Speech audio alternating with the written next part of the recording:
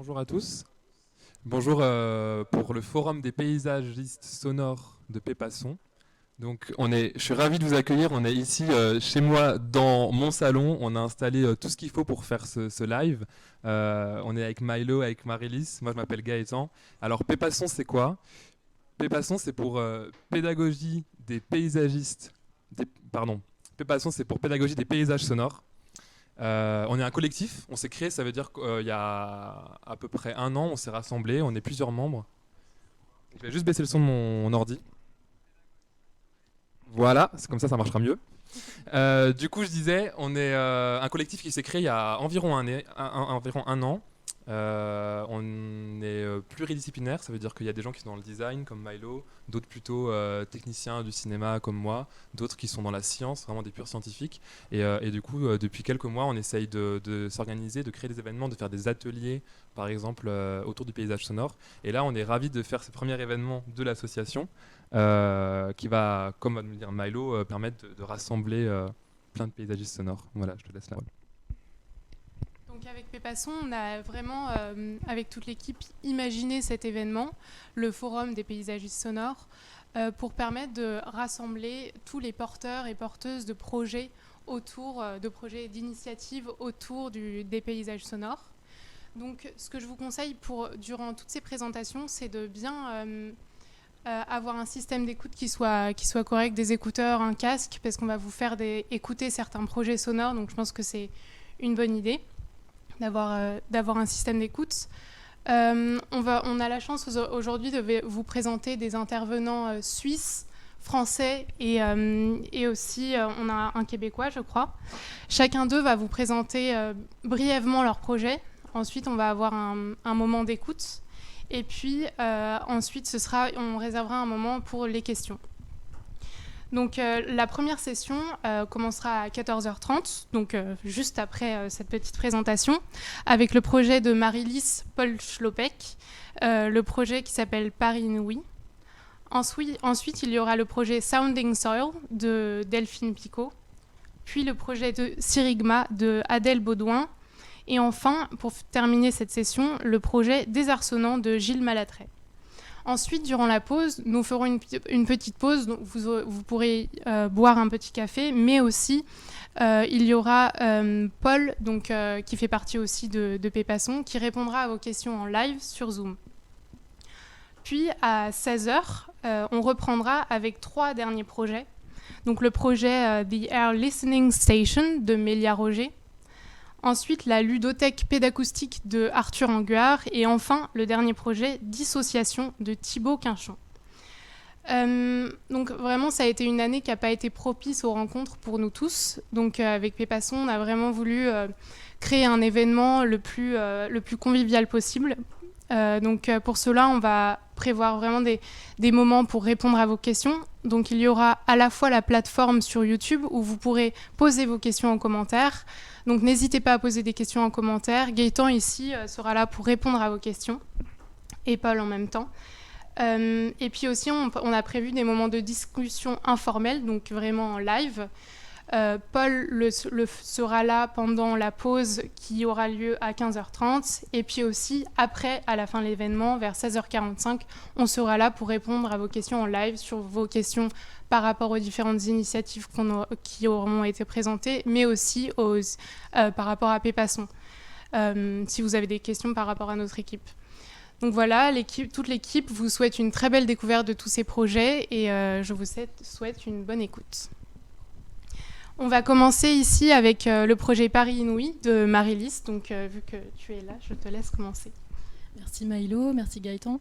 Je suis ravie d'être présente avec vous pour partager cette initiative et de l'inscrire dans un événement de Pépasson avec la participation, avec la semaine du son de l'UNESCO. Du coup, Paris Inouï, c'est une initiative qui est née du premier confinement 2020 et qui a été vraiment tirée de la qualité d'écoute du paysage sonore de la ville de Paris, qui était vraiment à ce moment-là exceptionnel. J'ai eu envie de lancer un appel à son pour mener un grand collectage d'audio de ce moment vraiment inouï. est inédit parce que d'habitude, avec la richesse des sources sonores des activités humaines et de la ville de Paris, il est souvent pas donné d'être aussi intensément en immersion dans ce paysage sonore. Donc la collecte de ces audios, elle est toujours active. Elle a été lancée au mois d'avril l'année dernière. Je comptais en fait l'arrêter à la fin d'année 2020, mais la situation de Paris n'est toujours pas redevenue tout à fait normale en termes de son, surtout la nuit. Les nuits parisiennes ne sont plus ce qu'on peut connaître de la capitale et aussi de la banlieue de Paris. C'est important parce que c'est des zones périurbaines qui sont aussi très denses en termes d'environnement sonore. Donc ça m'intéressait de constituer une banque de sons de l'environnement sonore perçu par les habitants confinés et qui seront ensuite mis en ligne sur un site dédié sous un format de carte sonore du Grand Paris, puisque ça concerne Paris et sa banlieue, pour pouvoir réécouter et télécharger ces audios. On a aussi on aura aussi la possibilité de lire des textes que certains participants ont partagés de leur perception sensible de ce moment. Donc il y a une partie artistique qui concerne le projet, qui n'est pas encore active. Ce sera l'organisation d'un événement. Donc pour l'instant, on n'est pas vraiment en mesure de pouvoir répondre à ce type de rassemblement, mais l'idée serait de créer un événement artistique qui soit porté par plusieurs artistes sur des thématiques d'écologie sonore, de mutation de l'espace public pendant cette période de confinement et en incluant évidemment la collecte des sons des participants de Paris Inouï.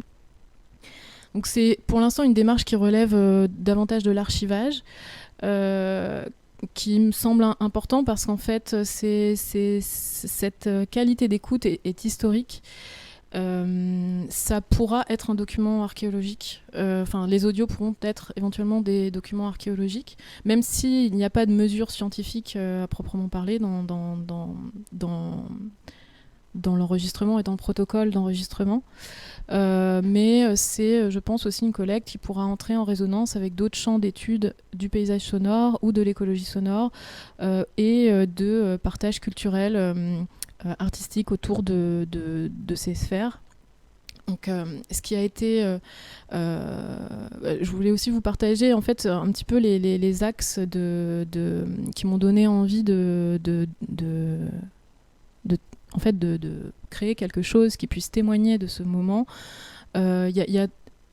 Outre évidemment le questionnement sur qu'est-ce qu'on vit, qu'est-ce que les gens vivent à ce moment-là, comment ils écoutent. Ça m'arrivait de passer des coups de téléphone aussi de personnes qui ne se situent pas en zone urbaine pour leur demander alors qu'est-ce que tu entends, parce que très rapidement, en tout cas à Paris, on pouvait se rendre compte que les oiseaux chantaient beaucoup plus. Mais ils ne faisaient pas que chanter beaucoup plus, c'était aussi une nouvelle proximité qu'ils pouvaient avoir par rapport aux humains. D'habitude, ils étaient plus loin. Et là, on a pu voir en fait une proximité de l'humain avec un oiseau. On sait qu'il y a des animaux qui ont investi des villes, etc. Donc le fait d'arrêter les activités humaines nous permet aussi de mieux nous rendre compte de l'écologie d'un lieu et d'un milieu. Ça c'était des questions que je me posais. Et dans les sons assez remarquables de Paris, donc moi j'étais dans le 19e, il y a la sensation d'absence d'une espèce de vague qui est le périphérique. Et alors ça, c'était vraiment étonnant. J'ai passé plusieurs moments, plusieurs fois par jour, à juste écouter l'absence de ce son. Et d'un coup, c'est comme si la ville respirait et nous permettait de découvrir un nouvel environnement sonore, ainsi que son écologie, comme je disais tout à l'heure. Du coup, il y a aussi un dernier point sur ça, c'était la perception de l'acoustique des espaces qui, d'un coup, étaient tout à fait renouvelés. Une rue, un écho... une rue, la manière dont sa réverbération vit, son écho, etc. Tout ça, on pouvait redécouvrir en fait le langage acoustique de la ville. Donc ça, c'est des choses qui m'ont beaucoup, auxquelles j'étais très sensible. Et donc, on a eu plusieurs participants de Paris et de sa banlieue, mais aussi de personnes à l'étranger et dans d'autres villes de France. Principalement, donc il y a eu 160 audios de récoltés, une trentaine de participants et 115 audios pour Paris et sa banlieue, ainsi qu'une vingtaine de textes. Et dans les villes participantes, parce que ça m'intéressait vraiment de pouvoir émettre une réflexion et un collectage sur une zone très très urbaine. Mais évidemment, il y a d'autres villes aussi urbaines, et puis j'ai accepté qu'on m'envoie ces audios-là, le projet étant principalement dédié à la ville de Paris, et qui est aussi exportable. N'hésitez pas à faire des villes inouïes dans d'autres villes de France. Voilà, donc je vais vous proposer de passer à l'écoute de 2 audios qui ont été collectés. Le choix n'était pas évident, donc je me suis basée sur une journée. Donc 2 femmes ont fait 2 enregistrements dans 2 villes différentes, une plutôt le matin et une le soir. Et on va commencer avec l'enregistrement numéro 1. Donc les gars en technique, ça s'appelle Panneau publicitaire. Ça a été enregistré par Violaine Ballet à 9h30 en face de la gare RER de Bagneux.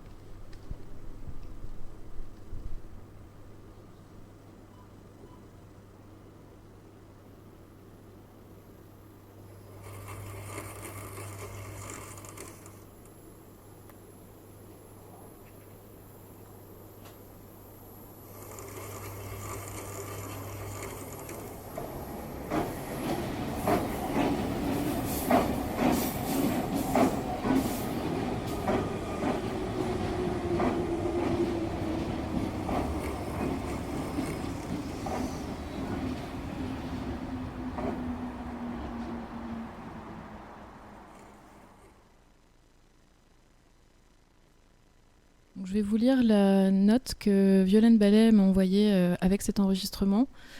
J'habite en proche banlieue à la limite de Cachan et de Bagneux, dans un quartier habituellement très bruyant du fait de sa proximité avec la Nationale 20. Depuis le début du confinement, le paysage sonore de ma ville a beaucoup changé et c'est un grand bonheur de pouvoir enfin ouvrir mes fenêtres sans cette pollution sonore omniprésente du trafic urbain. À l'écart de la Nationale 20, Cachan est constitué de zones pavillonnaires avec beaucoup de jardins et d'espaces verts, le parc Raspail, le campus de l'ENS. Il n'est donc pas anormal d'y entendre des oiseaux en temps normal, particulièrement le matin, tôt, le soir, tard, les dimanches et pendant les vacances d'été. La nouveauté, c'est qu'à ces chants ne se mêle presque plus la rumeur de la circulation automobile et que l'on peut distinguer des sons plus inhabituels, comme le bruit du vent dans les arbres, le son du mécanisme d'un panneau publicitaire rotatif, l'écoulement des eaux depuis une bouche d'égout. Tout ceci est très apaisant et incite à une forme de lenteur méditative dans l'examen de cet environnement nouveau. Je trouvais ça beau à partager. Donc là, en fait, on se rend bien compte que le panneau publicitaire apparaît, alors que devant la gare RER de Bagneux, c'est très très chargé. Et que ce son devient un son méditatif qui accompagne le quotidien de cette personne. Donc l'audio numéro 2 s'appelle Son voisin.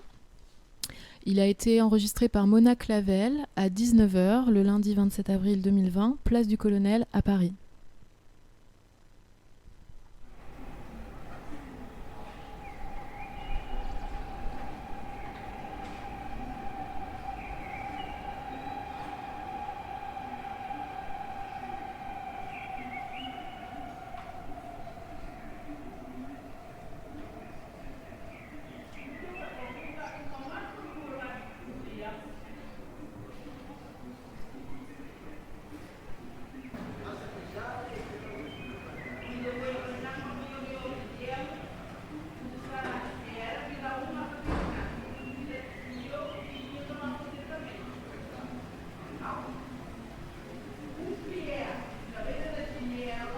Avoir un vis-à-vis avec ses voisins est chose courante à Paris et parfois j'apprécie cette proximité car je peux assister à peu de frais au théâtre de la vie quotidienne qui se déroule sous mes yeux. En particulier au printemps et lors du confinement où la moitié des fenêtres de l'immeuble sont grandes ouvertes sur les intérieurs. Dans cet extrait, on entend mes voisins, un couple de Portugais âgés dont le phrasé me remémore mon séjour à Lisbonne, quand on pouvait encore voyager.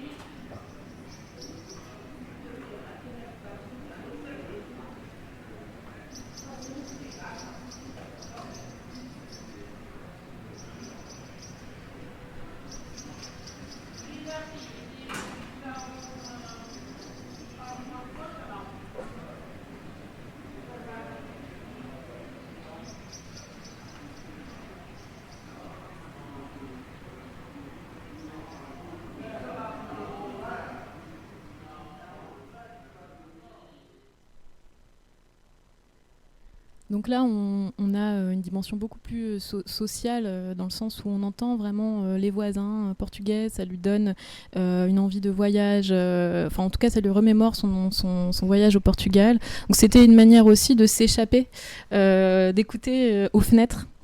Et dans les textes qu'on m'a envoyés, des personnes ont manifesté ça. Et enfin, j'aimerais vous lire un dernier texte qui est de Mathias Arignon, qui vit à Fresnes. Et que je remercie parce qu'il nous a envoyé 40 audios. C'était très dense, mais vous comprendrez mieux en lisant le texte sa démarche qui était vraiment joyeuse à recevoir au sein de Paris Inouï. Donc le confinement a été une période inédite qui continuera encore longtemps à me questionner sur le rapport que l'on peut entretenir entre un espace de vie et soi-même. Durant ces 2 longs mois, je suis retournée vivre dans l'appartement de ma mère, dans la résidence du Clos de la Garenne à Fresnes. Elle y habite depuis 2014, tandis que moi, j'en suis partie en 2016, à la fin de mes études. Auparavant, je n'avais que très peu d'affection pour cet immense ensemble de 900 logements, car la rumeur continue des départementales et des autoroutes environnantes, combinée à une vie résidentielle bien trop paisible, rendait, selon moi, le paysage terne et froid. Pourtant, c'est ce même espace qui m'a permis de garder un état mental sain, face au quotidien drastique des déplacements restreints, de la distanciation forcée avec la plupart de mes proches et le bourdonnement incessant et anxiogène des médias. Alors que la vie et le monde semblaient s'arrêter, le soir du 18 mars, à 20h, j'ai pu entendre les premiers applaudissements d'une très longue série d'élans de solidarité couvrant toute cette période. C'était magnifique, cela fourmillait de vie et d'énergie. J'ai été émue par la richesse des sons qui émanaient de toutes ces acclamations, des cris, des hurrahs, des sets de vaisselle convertis en instruments de percussion, des vuvuzelas, des klaxons et la musique. À nos héros du quotidien, de soprano, diffusés puissamment par une sono d'un balcon voisin. Les jours suivants, j'ai disposé mon matériel de prise de son au bord de la fenêtre de ma chambre afin d'être prêt à capter les prochaines ovations. Comme j'étais déjà installée bien avant l'heure, je me suis mise à enregistrer quelques ambiances de fin de journée avec différents passages de promeneurs en bas de mon allée. J'en ai ressenti une certaine légèreté car l'environnement était beaucoup moins étouffé par le son des routes, dégageant ainsi une écoute sur les éléments jusqu'alors faiblement audibles. Ce calme inédit qui mettait en relief les bruissements de la résidence, je l'ai beaucoup écouté lors de mes promenades quotidiennes autour de la copropriété. Il donnait une certaine substance au temps qui adoucissait mon anxiété et qui laissait s'insinuer en moi un état de contemplation face aux instants présents. J'arrivais à être enivrée par le chant des oiseaux de moins en moins farouche, les discussions des balcons à balcon, les cris des enfants transformant chaque parcelle de terrain en véritable cour de récréation, le son des circuits improvisés des joggers et des cyclistes et le vent effleurant les feuilles des arbres. Je ne pensais pas qu'un jour, j'allais enregistrer autant de moments suspendus en plein cœur de Fresnes, dans cet espace familier que j'avais longtemps délaissé de tout intérêt. Bien qu'éreintante, l'expérience du confinement me laissera un doux souvenir de cette période où le temps était suffisamment abondant pour me donner le loisir d'écouter la vie s'écouler de milliers de fenêtres et d'une dizaine d'allées d'un quartier résidentiel. Bon, c'était un petit peu long à lire, mais je trouve que c'est un très très beau témoignage d'une expérience finalement qui a quand même été heureuse à travers l'écoute pendant le confinement. Donc sur ça, je trouve que que voilà, on a peut-être la chance, on a peut-être eu la chance à ce moment-là de se mettre dans une autre posture d'écoute et de percevoir des bribes de relations au monde qui peuvent se transformer au sein d'un même milieu et de partage d'espace. Voilà. Merci beaucoup. Merci Merci pour à vous. cette démarche qui permet du coup peut-être à d'autres personnes de partager leur expérience du confinement par le paysage sonore. Je t'invite à peut-être sur le chat ou dans la suite là, du forum de mettre un lien, un mot pour ceux qui voudraient pouvoir contribuer. Tout à fait. Et on va devoir enchaîner, mais voilà, merci beaucoup pour la démarche. Merci à vous et merci Pépasson. À très vite.